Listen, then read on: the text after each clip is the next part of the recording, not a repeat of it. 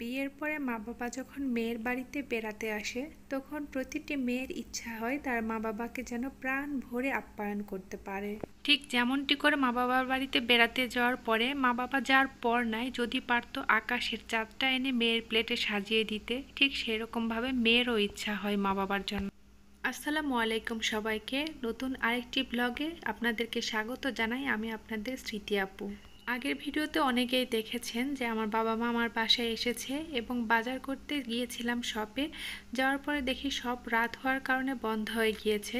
তো কয়েকটা জিনিসের অর্ডার দিয়ে রেখেছিলাম। তো আজকে এখন প্রায় 11টার মতো বাজে। এখন আমি শপে যাচ্ছি বাজারগুলো নিয়ে আসার জন্য। আর এখানে সবার কুরবানির গরুগুলো বেঁধে রাখা হয়েছে। কুরবানির গরুগুলো দেখতে ভীষণ মায়া লাগতেছিল। যাই হোক, বেশ অনেকক্ষণ রাস্তায় ওয়েট করার পরে আমি একটা চার্জার গাড়ি পাই এবং চার্জার গাড়িতে চড়ে এখন শপে এসেছি।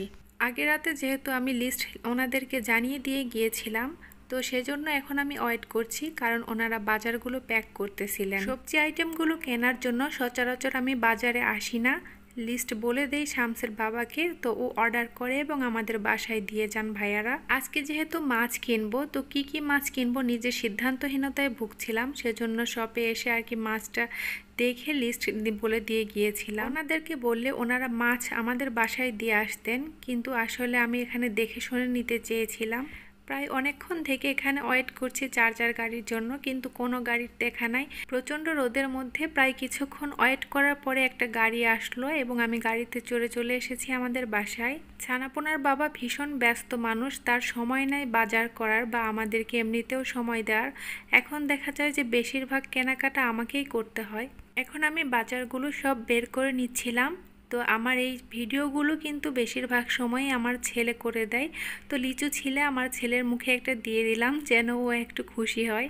তো আমি একটা ঘি নিয়েছি 2টা মাংসের মশলা, আর নিয়েছি কালো জিরা। কালো জিরা ভর্তা খেতে ভীষণ ভালো লাগে, বিশেষ করে আমার মায়ের হাতের স্পেশাল কালো জিরার ভর্তা তো অতুলনীয় স্বাদ। বাসায় তেমন কোনো বাজার ছিল না, আর বেশি বাজারও করতে পারলাম না, কারণ ফ্রিজ যদি লোড হয়ে থাকে পরে আবার সমস্যা হয়ে যাবে, যেহেতু আগামীকাল ঈদ।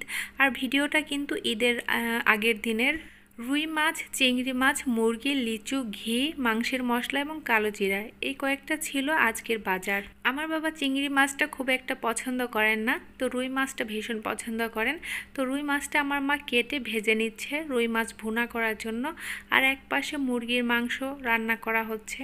আর এই সবটা কিন্তু ইউনিটের ভিতর থেকে আমি মাছ আইটেমগুলো কখনো কিনি না, কারণ ভেতরে আসলে মাছ কেটে দেয় না। তো বাহিরে যাওয়া পসিবল ছিল না, যেহেতু বাহিরে কুরবানির জন্য বিশাল বড় গরুর হাট লেগেছিল।